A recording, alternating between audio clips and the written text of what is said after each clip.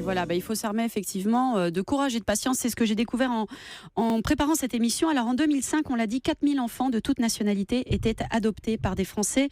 En 2012, 1500, à peine 1 millier en 2014. Pourquoi? Béatrice Biondi. Eh bien, écoutez, aujourd'hui, il y a une décroissance chaque année qui perdure de l'ensemble des adoptions internationales. Et il y a diverses raisons qui l'expliquent.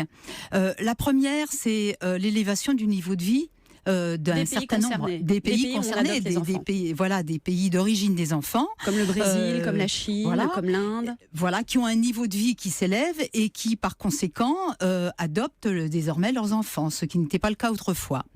Par ailleurs, il y a un grand nombre de pays aussi qui signent la Convention de La Haye. Et la Convention de La Haye, il faut savoir qu'elle institue des procédures qui sont rigoureuses, qui posent si vous voulez, des critères, une procédure rigoureuse à suivre obligatoirement par les opérateurs de l'adoption internationale.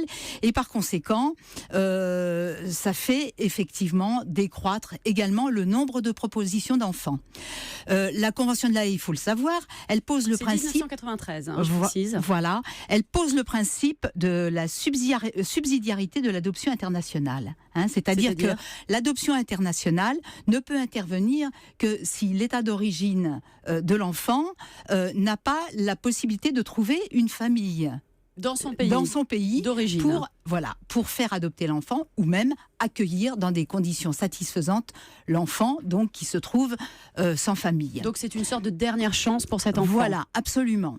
Et autrefois, le principe de subsidiarité, quand les pays n'avaient pas signé la Convention de La Haye, ce n'était pas une réalité. Aujourd'hui, c'est une réalité. Les pays étrangers, les pays d'origine des enfants appliquent donc ce principe de subsidiarité.